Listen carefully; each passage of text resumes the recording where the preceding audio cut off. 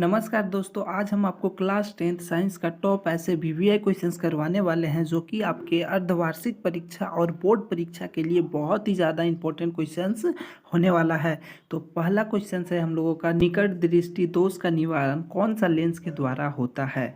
तो दोष जो है दो प्रकार का होता है, एक निकट दृष्टि और एक दूर दृष्टि दोष। तो निकट दृष्टि दोष का जो निवारण है बच्चों, वो अवतल लेंस के द्वारा किया जाता है और दूर दृष्टि दोष का निवारण उत्तल लेंस से। तो इसका जो करेक्ट आंसर हो जाएगा वो हम लोगों का वो हो जाएगा बी, अवतल लेंस। ठीक है, उसके बाद अगला क्वेश्चन हम लोगों का 2 नंबर क्वेश्चन है, इनमें से कौन ग्लोबल वार्मिंग के लिए उत्तरदायी गैस है।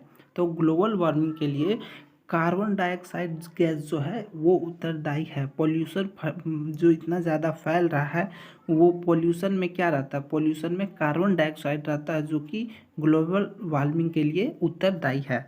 ठीक है, उसके बाद अगला क्वेश्चन हम लोगों का 3 नंबर क्वेश्चन है, आकाश का रंग नीला प्रतीत क्यों होता है। तो आकाश का जो रंग है वो नीला क्यों प्रतीत होता है बच्चों, तो प्रकाश के प्रकीर्णन के कारण। ठीक है, प्रकाश के प्रकीर्णन के कारण आकाश का जो रंग है वो नीला प्रतीत होता है। ठीक है, ये सब बहुत ही ज़्यादा इंपॉर्टेंट क्वेश्चन है बच्चों, ये सब आपके बोर्ड एग्जाम में जो है हर बार पूछे जाते हैं, रिपीटेड क्वेश्चन से। तो आप लोग चैनल पे पहली बार हैं तो प्लीज़ चैनल को सब्सक्राइब करके वीडियो को लाइक कर दीजिए और वीडियो को आप अपने क्लास के मित्रों को शेयर कर दीजिए बच्चों। ठीक है, उसके बाद दूसरा क्वेश्चन 4 नंबर क्वेश्चन है, घरों में विद्युत दुर्घटना किसके कारण होता है। यानी कि विद्युत का जो तार होता है वो शॉर्ट सर्किट के कारण ही क्या होता है, दुर्घटना हो जाता है, जिसे बोलते हैं विद्युत दुर्घटना। शॉर्ट सर्किट जो होता है उसे क्या बोलते हैं, विद्युत दुर्घटना। तो वो किस कारण से होता है, तो शॉर्ट सर्किट के कारण से। तो ऑप्शन नंबर बी जो है इसका करेक्ट आंसर हो जाएगा। उसके बाद अगला क्वेश्चन हम लोगों का 5 नंबर क्वेश्चन है, डायनमो का सिद्धांत किस पर आधारित है। तो डायनेमो का जो सिद्धांत है बच्चों वो हमारा विद्युत चुंबकीय प्रेरण पर आधारित है। ठीक है, विद्युत चुंबकीय प्रेरण पर डायनेमो का सिद्धांत आधारित है। उसके बाद अगला क्वेश्चन हम लोगों का 6 नंबर है, विद्युत बल्ब में कौन सी गैस भरी होती है। तो विद्युत बल्ब जो होता है उसमें कौन सी गैस भरी होती है, तो उसमें निष्क्रिय गैस भरी होती है, निष्क्रिय। ठीक है, वो क्रिया करने के ये पे नहीं हो पाती, वो निष्क्रिय गैस होती है।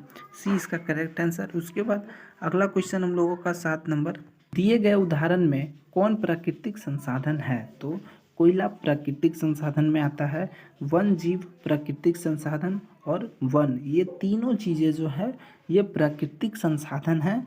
तो ऊपर दिए गए सभी करेक्ट आंसर हैं। ठीक है, डी जो है इसका करेक्ट आंसर हो जाएगा। उसके बाद अगला क्वेश्चन हम लोगों का 8 नंबर है, किन कारणों से प्राकृतिक संसाधन नष्ट हो रहे हैं। यानी कि प्राकृतिक संसाधन जो हैं वो किस कारण से नष्ट हो रहे हैं। तो शहरीकरण, ये भी करेक्ट आंसर है।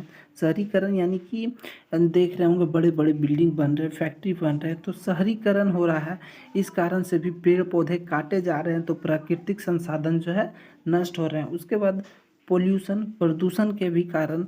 उसके बाद वृक्षारोपण, यानी वृक्षारोपण अगर किया जाए तो इससे तो प्राकृतिक संसाधन नष्ट नहीं होंगे, वृक्ष लगाने से तो नहीं होगा प्राकृतिक संसाधन नष्ट। तो शहरीकरण और प्रदूषण के कारण। तो इसका करेक्ट आंसर ए एवं बी दोनों हो जाएगा। उसके बाद अगला क्वेश्चन हम लोगों का 9 नंबर क्वेश्चन है, पौधों में वाष्पोत्सर्जन किस भाग से हो पाता है। तो वाष्पोत्सर्जन यानी खाना बनने की जो प्रक्रिया है पौधों में वो पत्ते में होता है। पत्ता क्या करता है, धूप लेता है, ऑक्सीजन लेता है, ये सब तो पत्ते से ही होता है। ठीक है, तो वाष्पोत्सर्जन जो है पत्ते से होता है। उसके बाद अगला क्वेश्चन हम लोगों का 10 नंबर क्वेश्चन है, रक्त या खून में आयरन की कमी से होने वाली रोग। यानी कि हमारे बॉडी में आयरन की कमी से कौन सा रोग हो सकता है, तो एनीमिया। ठीक है, आयरन की कमी से एनीमिया होता है। Option number D correct answer हो जाएगा। उसके बाद अगला क्वेश्चन 11 नंबर है, पौधे के पत्तियों में गैस का आदान प्रदान कहाँ से होता है। यानी गैस का आदान प्रदान, यानी कि जैसे पत्ता इस तरह से मान लीजिए, पत्ता बन नहीं पा रहा हमसे, ऐसे करके ऐसे पत्ता। ठीक है, पत्ता मान लीजिए ये पेड़ पत्ता है पौधों का, तो इसमें जो देखे होंगे छोटा छोटा सा एकदम छेदा रहता है, बहुत छोटा सा, जिससे क्या होता है ना कि इससे ही पत्ता का जो छोटा छोटा छेदा होता है उसे रंध्र कहते हैं, ठीक है। और इसी छेदा से क्या होता है कि सूर्य का प्रकाश को ऑब्जर्व करता है, ऑक्सीजन ऑब्जर्व करता है।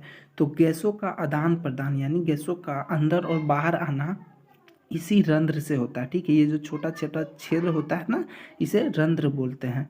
और इसी रंध्र से क्या होता है, गैसों का आदान प्रदान होता है। तो ऑप्शन नंबर ए जो है इसका करेक्ट आंसर हो जाएगा। उसके बाद अगला क्वेश्चन हम लोगों का 12 नंबर है।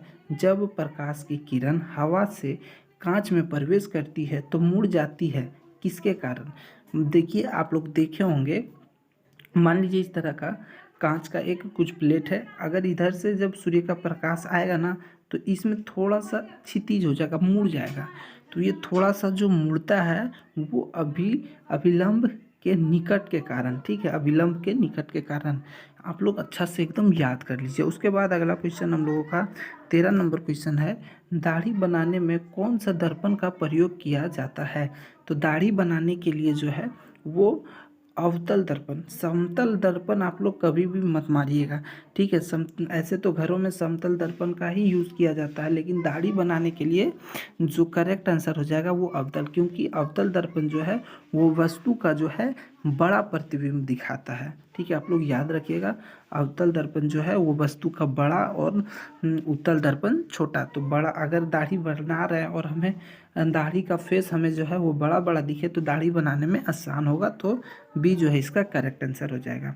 उसके बाद अगला क्वेश्चन हम लोगों का 14 नंबर, किस दर्पण से वस्तु का बड़ा प्रतिबिंब बनता है? तो अभी हम आपको ऊपर बताएं कि बड़ा प्रतिबिंब किससे बनता है, तो अवतल दर्पण से। तो बी इसका करेक्ट आंसर हो जाएगा। उसके बाद 15 नंबर क्वेश्चन है, मानव नेत्र में प्रकाश किस रास्ते से होकर प्रवेश करता है? तो प्रकाश जो है हमारे आँखों में किससे अंदर जाता है? तो पुतली के माध्यम से, ठीक है। सी इसका करेक्ट आंसर। उसके बाद अगला क्वेश्चन है 16 नंबर, वह कौन सा अधातु है जो विद्युत का सुचालक होता है? ठीक है, अधातु का बात किया जा रहा है। आप लोग जानते होंगे कि बहुत सारा अधातु, मतलब अधातु जो कि एक ऐसा अधातु है जो कि जिसमें कि विद्युत पार हो सकता है। तो ग्रेफाइट एक ऐसा अधातु है बच्चों जिससे कि विद्युत जो है उसमें विद्युत का वो सुचालक होता है, विद्युत उसमें पार हो सकता है, ठीक है। उसके बाद अगला क्वेश्चन हम लोगों का 17 नंबर, सीसा एवं टीन के मिश्र धातु को क्या कहते हैं? तो सीसा और टीन को मिलाकर जो धातु बनाया जाता है उसे हम लोग सोल्डर कहते हैं। ऑप्शन नंबर बी इसका करेक्ट आंसर हो जाएगा। उसके बाद अगला क्वेश्चन हमारा 18 नंबर, कौन सा अधातु कमरे के तापमान पर द्रव अवस्था में रहती है? तो अधातु का बात किया जा रहा है जो कि कमरे के तापमान पर द्रव अवस्था में पाया जाए।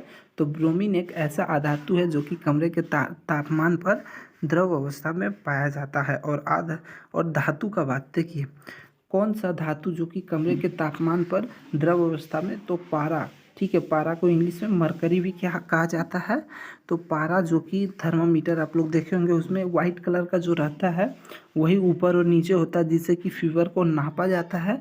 तो पारा जो है उसमें क्या होता है, वो कमरे के तापमान पर द्रव अवस्था में पाया जाता है जो कि एक धातु है, ठीक है। उसके बाद अगला क्वेश्चन हम लोगों का 20 नंबर क्वेश्चन, तांबा और जस्ता के मिश्र धातु को क्या कहते हैं? तो तांबा और जस्ता के मिश्र धातु को हम लोग पीतल कहते हैं। तो अभी तक आपने चैनल को सब्सक्राइब नहीं किया है तो प्लीज़ जल्दी से आप लोग चैनल को सब्सक्राइब करके वीडियो लाइक कर दीजिए और वीडियो को अपने दोस्तों में शेयर कर दीजिए। और ये 20 क्वेश्चन जो हम आपको अभी कराए हैं ये बहुत ही ज़्यादा इम्पोर्टेंट क्वेश्चंस है। तो फिर मिलेंगे ऐसे ही वीडियो में, तब तक के लिए धन्यवाद।